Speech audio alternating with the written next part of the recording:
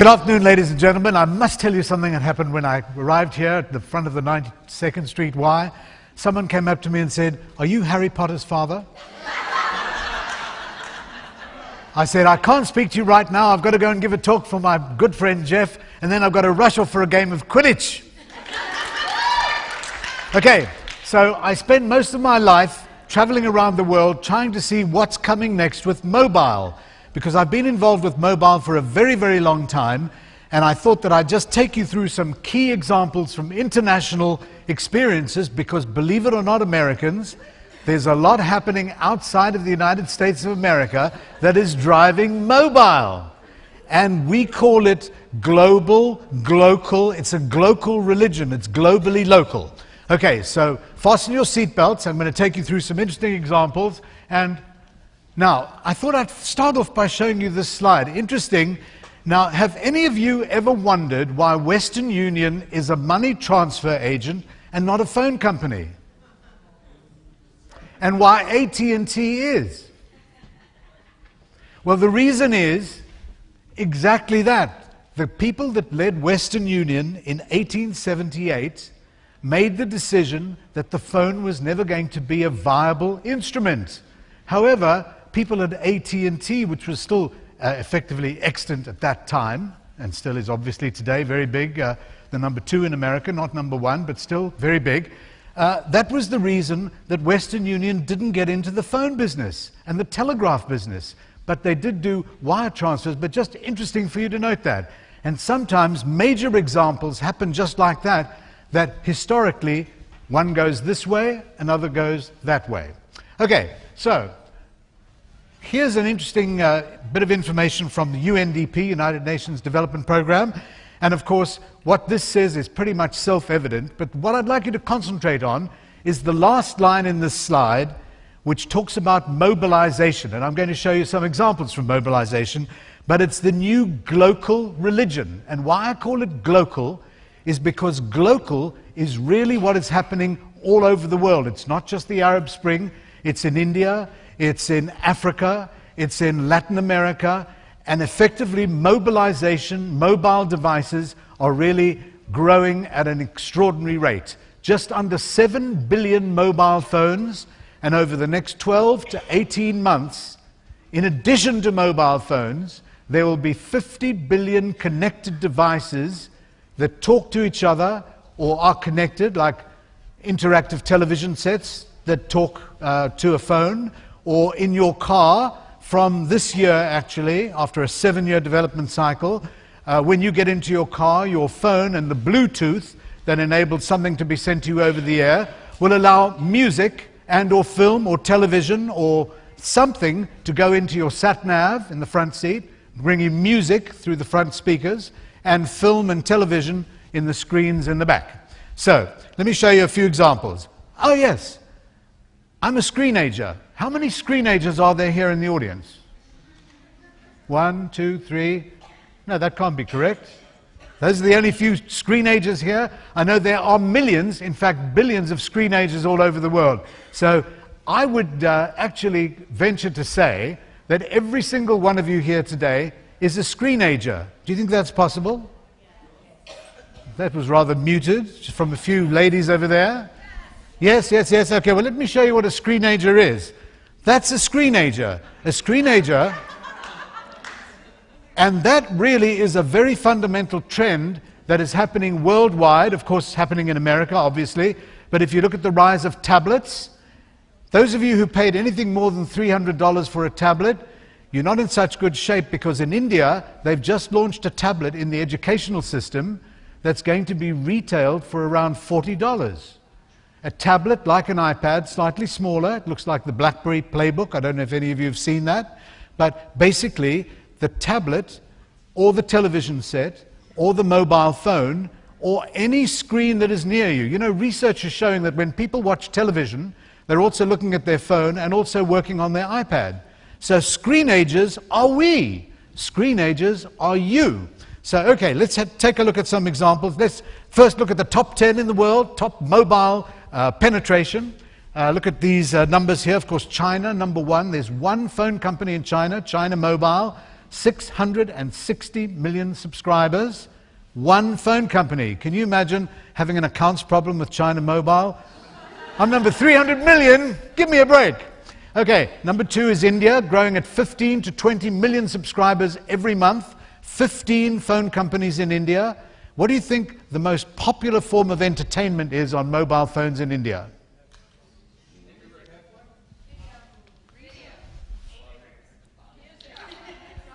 Bollywood, that is what it is.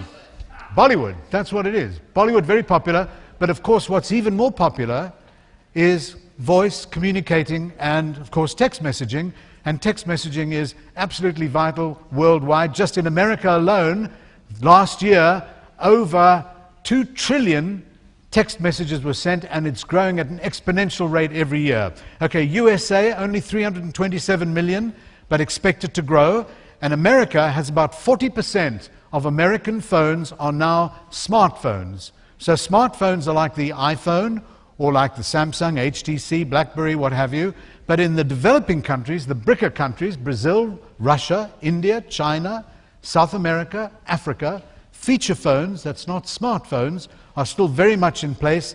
Only about 15% of the world's phones in developing countries are smartphones. But effectively, with smartphones, you have mobile connectivity. So the big revolution that's going on all over the world is that when there are smartphones growing like crazy, people that were never ever connected before will be connected to the mobile internet.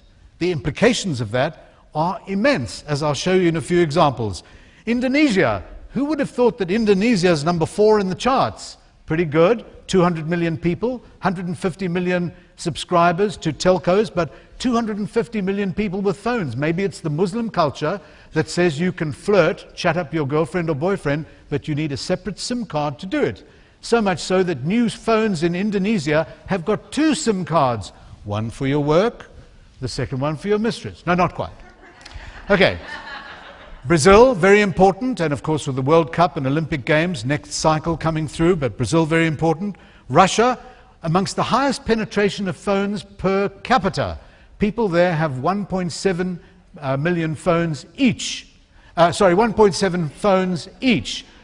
More than one device. Popular. Same in the Middle East, in the Gulf countries, Bahrain, Qatar, Dubai, and of course North Africa, the Maghreb countries, very important. And Nigeria, very important country in Africa, 200 million people, biggest in Africa, 150 million subscribers, only 90 million phones, but growing like crazy. So those of you that like reading the Billboard charts, these are the phone charts, and clearly something of value. So take a look at this, the evolution of information communications technologies.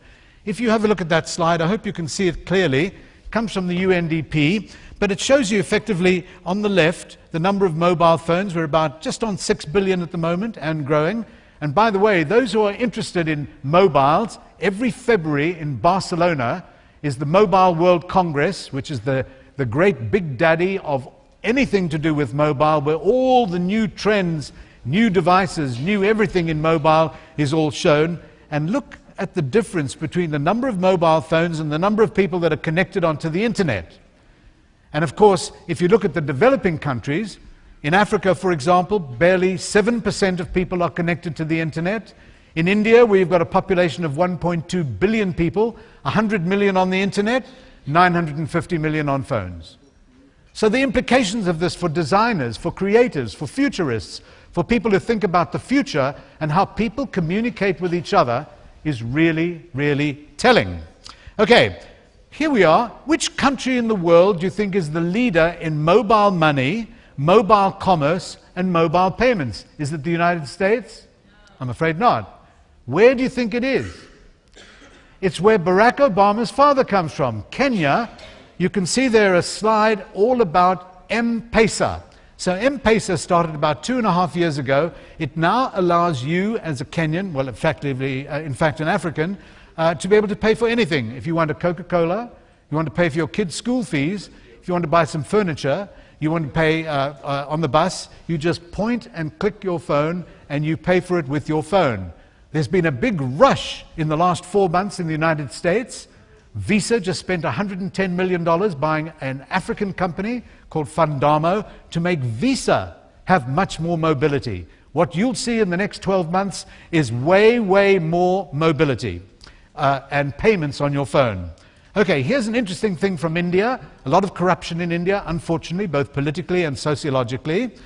Someone decided with their phone and text messaging to set up a site called I Paid a Bribe. The police get to find out which area the bribes are being paid. It gives them a check on the police to see which police are corrupt. It's a very, very successful campaign. It's almost similar to what went on in Kenya with a wonderful site called Ushahidi, which helped in Tahrir Square in Egypt for people to communicate about what happened with the Arab Spring. But I Paid a Bribe is one way in which mobile phone users are helping to stem and staunch corruption. Okay, high-spec handsets. We're seeing some amazing changes with handsets. Interesting things that you can do with them. Mobile television, mobile everything. And I'll show you a few examples of what the handsets can do. But before I do, check out this and see what teens and tweens spend their time on every day and why mobile is absolutely vital. The number one group a couple of weeks ago in Billboard was a group called One Direction. I think that might be the name. I see there's some female fans there, but interestingly enough, the bulk of their fans never ever knew a world before mobile or a world before YouTube. So if you look at what teens and tweens are doing, some even actually use their phone to text while they're making love. I found it quite difficult to do that myself. But maybe you should give it a try. Okay, so here are some interesting things to have a look at where mobile phones are really going to play a role. If you look at the slide here, of course, your boarding passes, that's now common in the United States. Transportation, coming slowly to the United States. Student employee ID cards, of course your ID on your phone with a barcode on the phone, very common now internationally. Multifunction cards, clearly very important. E-money, as we spoke about with M-Pesa, now spreading fast all over the world. Online payments, you can now pay everything on mobile. E-tickets, if you want to go to Madison Square Garden, you'll be able to get your tickets, as you can do now, actually, in the United States, so well done in the USA. Consumer electronics products, where you can communicate. You can even use your phone to charge the battery in your electric car, believe it or not. Your phone in the car will help your battery charge. Of course, keys, where your phone is your key and your ID, and loyalty points and coupons. And two important things. One is augmented reality, which I'm going to show you on right now to close this off. But also I want to tell you about something called Glocal Vocal. I was speaking to Lady Gaga, because I work with some well-known musical artists, and I said, hey, Gaga, you've got Born This Way, such a great big hit. Why don't you record that song in Hindi? Because there's a new way you can do it and make your mobile fans understand your music in Hindi. She said, how do I do it? I said, this is what you do. You take the track of Born This Way, you take that track and you give it to some Indian lyricists to write a lyric in Hindi that approximates to the rhyme and the rhythm of Born This Way in English. You get an Indian person to sing the lyric in Hindi. Then you take Gaga's voice and you digitally wash Gaga's voice over the track. Net, what do you get? Lady Gaga singing in Hindi without being in the studio. It's not Milli Vanilli. It's using mobile technology to get globally local. Because people in India, people in Brazil, people all over the world know who Lady Gaga is, a great American, know who she is. But can you imagine if you can sing with Lady Gaga in your language, on your phone, karaoke app, 30 billion apps so far downloaded on iPhones alone, 30 billion. If you were in Brazil, you could be singing with Lady Gaga in Portuguese. So, augmented reality, what is that?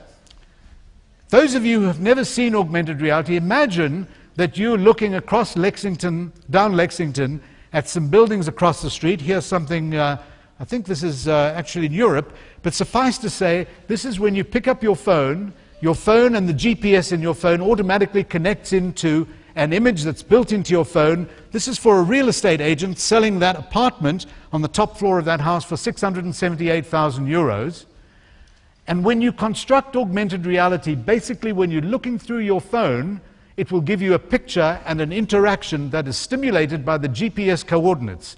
And I wanted to end up by just showing you a couple of video clips from the advanced research labs at Sony in Japan, from one of the world's top augmented reality specialists, a guy by the name of Kei Shimada, who works every day on augmented reality for the way that products can be augmented unrealistically, realistically. So here we are, let's have a look at this, see if this works. Here we go, okay. This is from the Advanced Research Lab, and the whole idea with augmented reality is this. Come on, come on, come on. Japanese.